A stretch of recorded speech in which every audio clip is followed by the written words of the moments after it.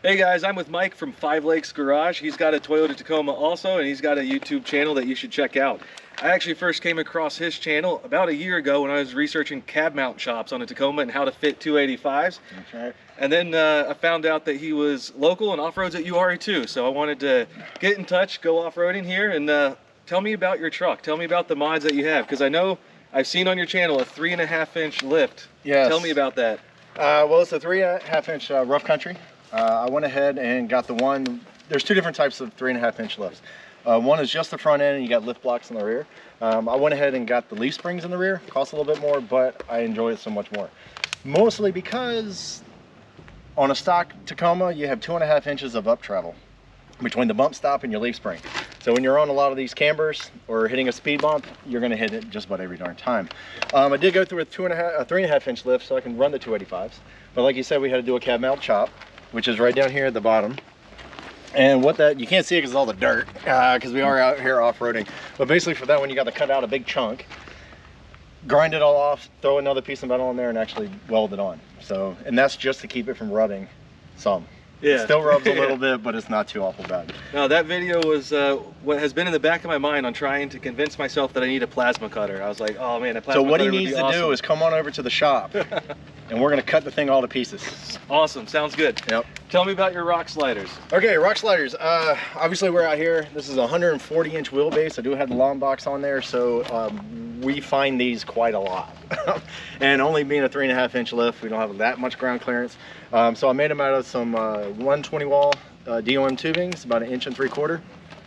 Welded all up there. It's all on the channel, and they've been working great. I did have to modify them here in the last 6 months, only because if I got off camber, the frame flexes so much I can't open the rear door.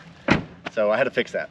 So, but yeah, that was great. Also put in a skid plate-ish, but it's more for protection on the catalytic converters because everybody likes to steal them. So I know you got the 285s on your truck for your tires, but what tread pattern did you go with? Did you go full-on mud terrain, or did you stick in the They are all-terrain? mud terrain. They are the Goodyear Duratracs. And I would have to say it's probably a good thing that they discontinued them, because I have not been the happiest camper with them.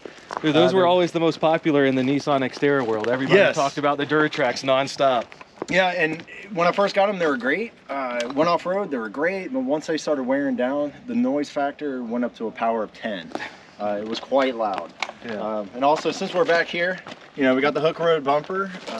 Put that on, man, about 6 months ago, maybe a little bit more. Sounds right. I've found it a few times. One of the things I do want to do in the future, though, if you want to come over here, is that I want to get some more of the pipe, which I have more at the house, and come from the frame, bring it down here, bring it up, and then just weld it onto the actual bumper itself. So in that way, so when I come off a rock and it hits this, I've already rebent this out 3 times because I found it, and this is before I got the bumper. Now the bumper helps protect it a little bit, but I want to put a little bit more protection on there. I'm tired of doing body work. The departure angle suffers on these for sure. So whenever you get around to doing that, I'll just park right behind you and I'll just pull right in. Absolutely. I should have plenty of tubing. And actually on the new ones, I don't know if you look at the Gen 4s, you know, their tailpipe sits way out here and way down here. Yeah. I don't understand that. Yeah. But as far as some of the other mods, most of it's been nanny deletes. That's my biggest thing. If you look on the channel, I hate all the nannies. This is a manual, so it's a 6-speed. Okay. And it had an actuator on the clutch. I'm not sure why, because you can never tell where it's going to engage and when it's not. So we deleted that. I do sell the little kits. If anybody wants it, you can check it out on the channel. Talk to me about your onboard air setup, because I know I know you showed that off to me a little bit earlier. It's a little bit messy because we did hit some rocks. But you always got to air down when you go off-roading, and then nothing's worse than not having a way to air back up at the end of the day. So we do have this guy here. It's a bit dusty out here. Anyway, I'm gonna just disconnect it. So I mounted all this onto a piece of plywood, and I put 2 different compressors on there. All goes into the tank, but it's controlled by one regulator. It's on the channel as well as how I wired it up with 2 relays, 1 for each one. And I had to run, this is actually from a forklift. Okay, I was gonna say. It's 50 amps worth of pure power back here. Okay. As much as the battery can actually operate. But it goes all the way up to 150 PSI and it's a 2.5 gallon tank. And actually the biggest thing that I love about this right here is this little guy here. You can pick these up just about anywhere, but I can hook up all 4 wheels at the same time. You stick a regulator on there and you're up to, 35 pounds, 40 pounds, walk away, come back, it's all done. So yeah, I definitely like this guy. I did put it on the plywood only because I could put it in the back of the bed. Or I have a 89 Grand Wagoneer, I can put it in the back of that, or a CJ, put it in the back of that, the Dodge or whatever. You just got to run power to it and you got onboard air. Right. So other than the nanny deletes, any interior mods that you've done? Interior, not really. I did build this bumper out of an old network rack. And sorry, I kind of caught another rock, so now my tubing is coming off. Anyway, I'll get to that a little bit later. But anyway, this is it's 10 gauge steel off of an Hitachi network rack. I do a lot of networking stuff. And so I put all the plates together, welded it up. There's a 9,000 pound winch, or 10,000 pound winch inside. It's made by Zeke.